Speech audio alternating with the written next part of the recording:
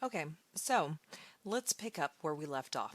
We last were talking about the income statement, and I made reference to your T accounts being the ingredients, the income statement being like a vanilla cake, and then the balance sheet can be the chocolate cake. So we had ingredients of these T accounts. Let's go to the T accounts page. And we used the revenues and expenses, but we didn't use the other accounts on the left side of your page. So the assets, the liabilities, and the owner's equity. And we need to use those in order to make the other cake, or in this situation, cakes, because we also have the statement of owner's equity. So let's go to the balance sheet page.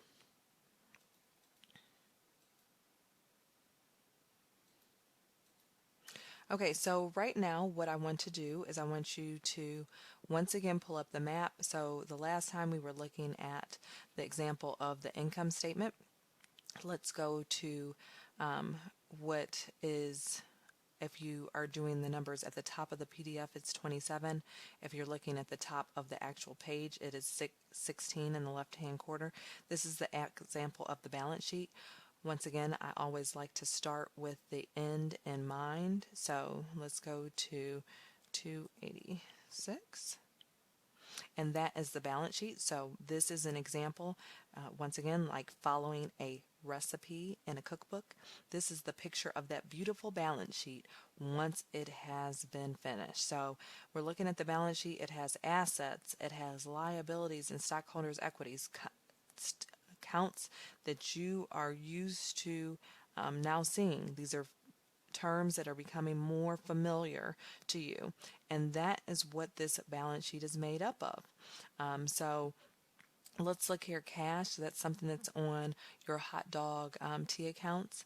We have also we have liabilities, so we're going to talk about the liabilities, that note payable and where it goes. And so this is what a balance sheet looks like. Sometimes it takes on a one straight column form, and then in this situation, when we create a hot dog, we're actually going to put it side by side, meaning assets are going to be on the left side and liabilities and owner's equity are going to be on the right side. No format is better than the other. It's just preference. And in my situation, when I'm creating it in Excel, I'm doing it that way because it's easier for you to view in all one screen.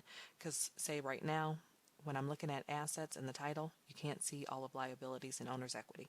So when you're learning, I'm trying to prevent me from scrolling up and down repeatedly, and so therefore I'm going to choose to use a side-by-side format. Okay, so let's get started. Let's go, remember to have out your page 16, so this example of a side-by-side format, assets on the left, liabilities and owner's equity on the right, much like your equation. And so we're going to pull out Excel, and you're gonna, if you have your map, where you can be putting this at is on that page that's near the hot dog problem. So page 5 was blank. You could put this on page 5, or you can write it on notebook paper. Because once again, even though I'm working in Excel, it's so that it's cleaner for you to look at, but I do believe students remember it better when they do it by hand. And so when you do your homework, I'm going to say that I would suggest you doing it by hand and then taking a picture of it in a JPEG format to send to me. So once again, let's start this balance sheet. So I have a Excel file, and when we did the income statement in the lecture before this, we talked about it being a video. The balance sheet is a picture, a snapshot. It's at one point in time, everything frozen. And so we're going to start it off by once again having that company name like it says on that template sheet that you had. You're going to call this the balance sheet, and you're just going to have the date this time. So if it was the year end and the year ended on December 31st, you would just put December 31st, 20 year one. In this situation, we're doing a month end statement. So we're going to put January 31st, 20 year one. So let's get started. One thing I would recommend is that when you're trying to figure out where accounts go, once again, until you're familiar, remember that I gave you that sheet that has where accounts can go. So in this situation, we're now going to collapse the income statement accounts and we're going to expand those balance sheet accounts. And so if you're trying to remember, oh my goodness, where did that go? I don't remember what it is. Look for it on here, and then that'll help guide you of where to put it on your statement. Okay, so let's now get started. And on this example, it says the top of it should be assets and then current assets.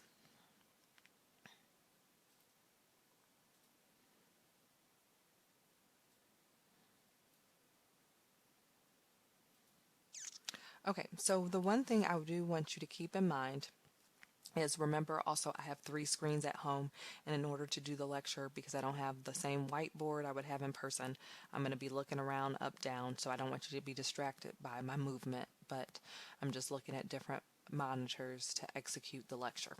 Okay, so the first thing that you want to do is you're going to put underneath that title of assets the subcategory current assets. Current in accounting terms means something that's going to happen within the next 12 months of that statement. Okay, so if it's going to happen within the next year, then it's considered current. In this situation, it's a current asset. So if it's considered something that very likely will turn into cash within the next 12 months, you would consider it a current asset. The first thing that's going to go on this list is going to be cash, because it's already in the form of cash. Okay, and so where that $7,700 came from is once again your T accounts. So let's go over here and you see that total. So this is why it was so very important to make sure you totaled out those T accounts. And we're going to do green so that it doesn't confuse us with the colors that were used for the income statement. So $7,700. We're then going to go back to the balance sheet, and we're going to say the next current asset that would be turned into cash in the next 12 months is going to be my inventory. Those hot dogs aren't going to be, hopefully, in my storage room a year from now. They'll go bad. The buns will definitely go bad. So we're going to hope that we sell our hot dogs fast enough, and our inventory in general is usually always a current asset. And so that is going to be 20. Once again, coming from that totaling out of that T account. Okay, so then we go back to the balance sheet and we say, okay, do we have anything else that we think is going to be an asset that's turned into cash in the 12 months? Let's look. And the only other asset is a cart. And that cart, you don't plan on selling it in the next 12 months. It is an item that is going to have value for a while. And so we're going to have this in the category of long-term assets. Let's say that the cart is going to be something that you're going to use to generate business in the next 12 months. So it will be used to sell hot dogs off of, but it is the actual cart itself, the physical cart, is not going anywhere to be turned into cash. And so therefore, that's why it's considered long-term, because you're going to use it for more than 12 months.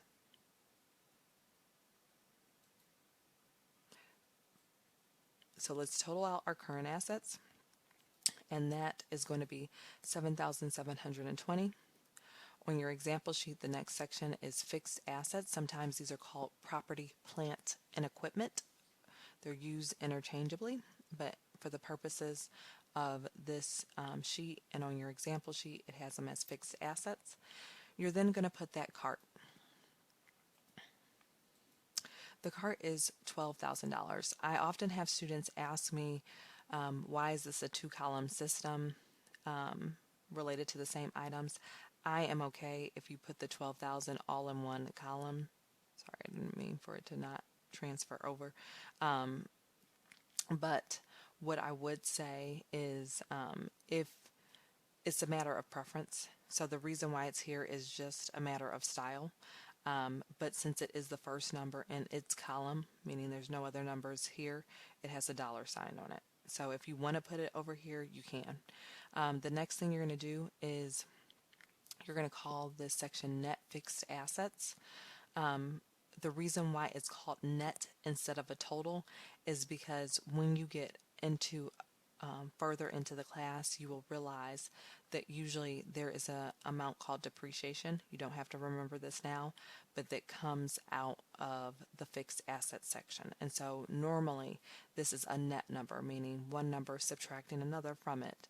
And so instead of a gross number, so that is the reason why it says net instead of a total. Okay, so net fixed assets is going to be 12,000. After that, you're going to go to the next section of other assets. This is going to be things like a patent, a security deposit, goodwill. We don't have any of those things right now. You may not know what any of those terms mean other than a security deposit. You may have that for holding your spot in college or holding your apartment that you're going to rent. Those are things that are other assets. So right now, we don't have any other assets for Hot Dogs Inc. And so we're going to total out. We had 0 and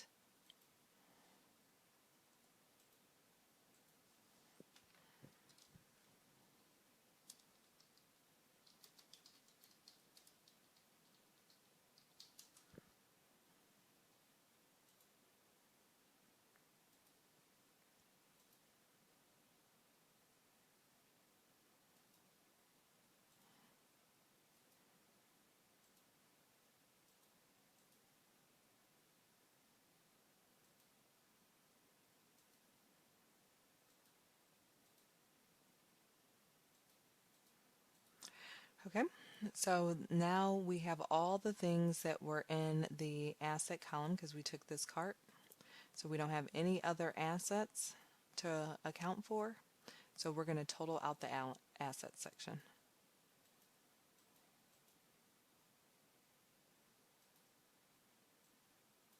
And that gets us to an amount of 19,720. We're now going to go to the other side of the balance sheet, and that is going to be your liabilities and owner's equity. The first section is going to be your liabilities.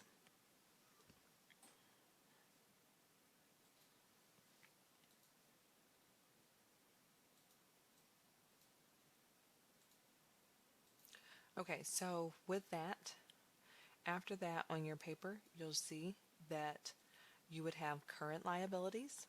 So once again, if we're looking at this template in the map that is giving you an example, you'll see liabilities and owner's equity, liabilities, current liabilities. Let's go, do we have accounts payable, wage payable? We don't have any payable. So once again, remember that current means in the next 12 months. And in this situation, instead of it being a current asset, it'd be a current liability. So something, instead of generating cash, something that you need to use cash to pay off in the next 12 months would be in the current liability section. Mind you, right now you don't have it, but let's say that you even have, we do have a long-term note. So we're going to put current liabilities none. We're going to total out our current liabilities, and then we're going to do the long-term debt as the next section, and we are going to have a note payable for that.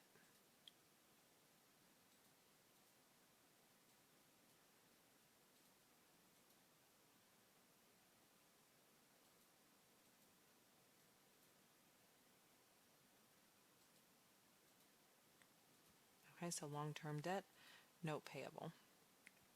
Once again, if you're looking at this example page, total current liabilities, then you go to the next section, long-term debt.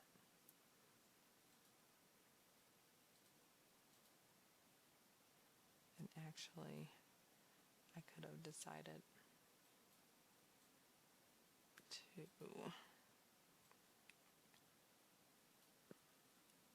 move these up so that you have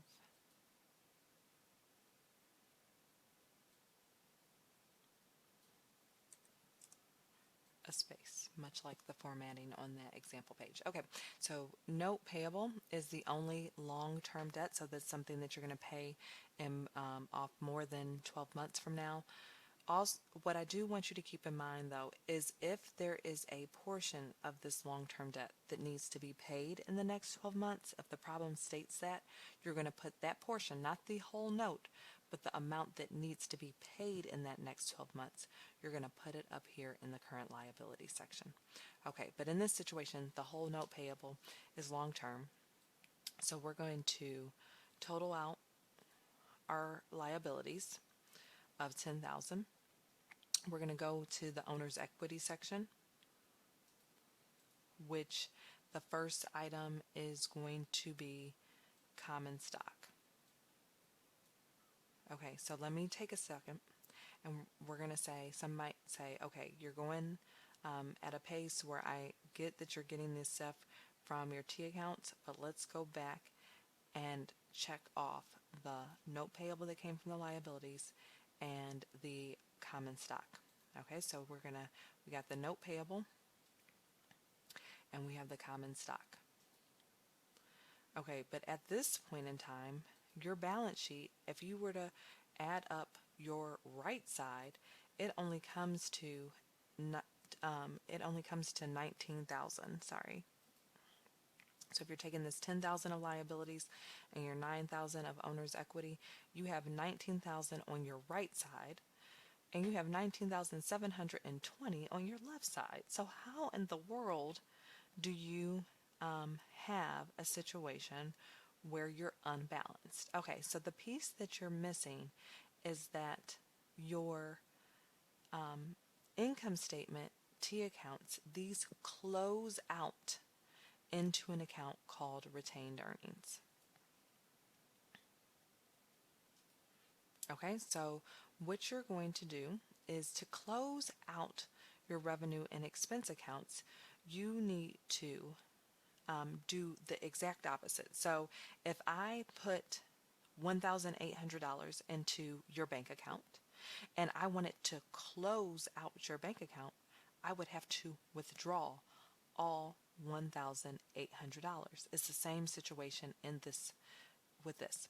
So you have sales of $1,800, so you're going to need to close this out by putting on the debit side, the side that subtracts sales, you're going to put $1,800.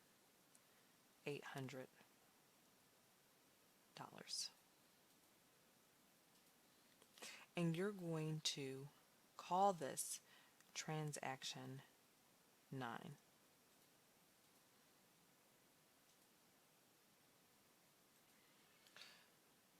Okay, so what you're going to do is you're causing this to be your last transaction, so you're going to call it transaction 9. You're going to reference it as 9. And so what I want you to do is you're going to think about it like this. So the reason I'm teaching you this way is so that visually you can see what's happening. And then I'm going to show you the way that you would do it from this point forward. So if you did something to a left side of a T account, you would normally have to do something to the right. So you put 1,800 in sales to close it out on the left side, the debit side. So you're going to put 1,800 on the right side, debit side, and we're going to call this transaction 9. Okay. Then after that, you have to close out all the expense accounts. So anything that's revenue and expense, you're going to close out. So cost of goods sold is it's second because you already did the sales. It's the first expense. You're going to put 180. You're going to call that transaction 9.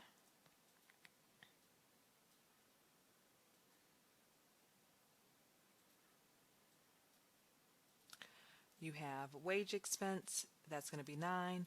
You have other expense, that's going to also be transaction 9.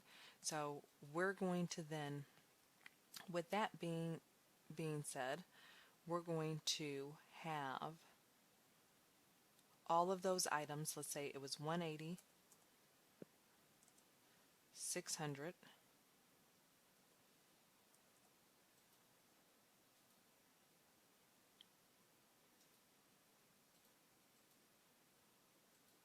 and 300.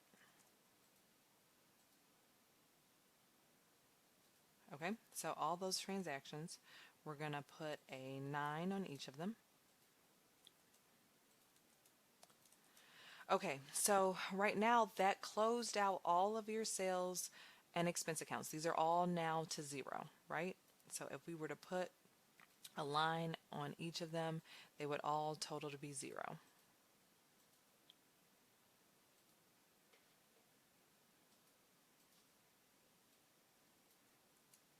Because you have what's called close them out.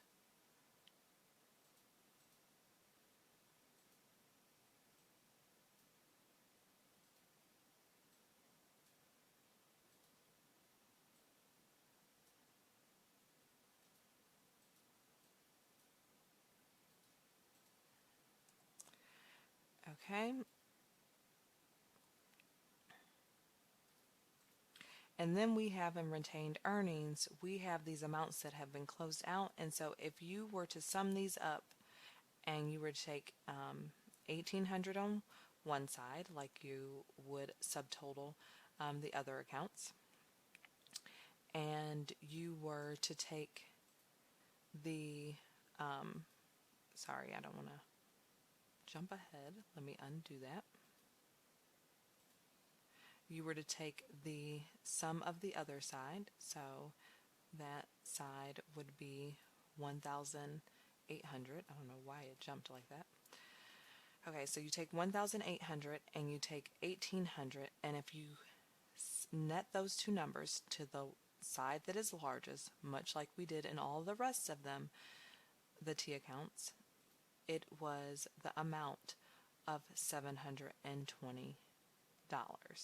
Okay, so from this point going forward, what would actually go in this T account would not be all these numbers.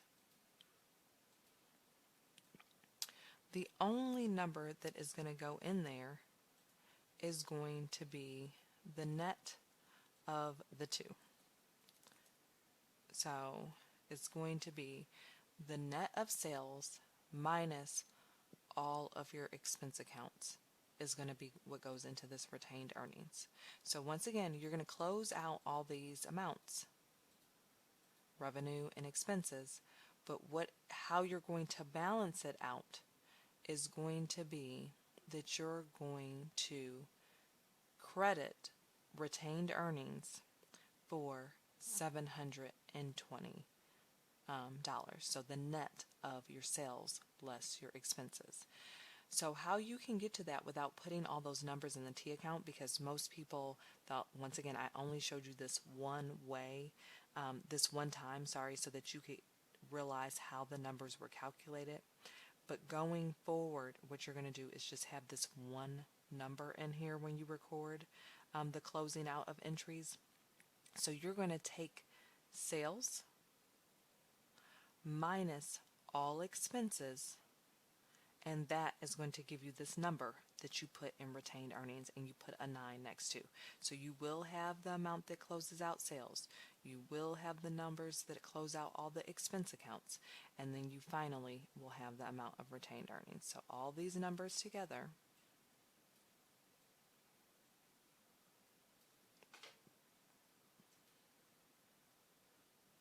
I'm going to put them in blue.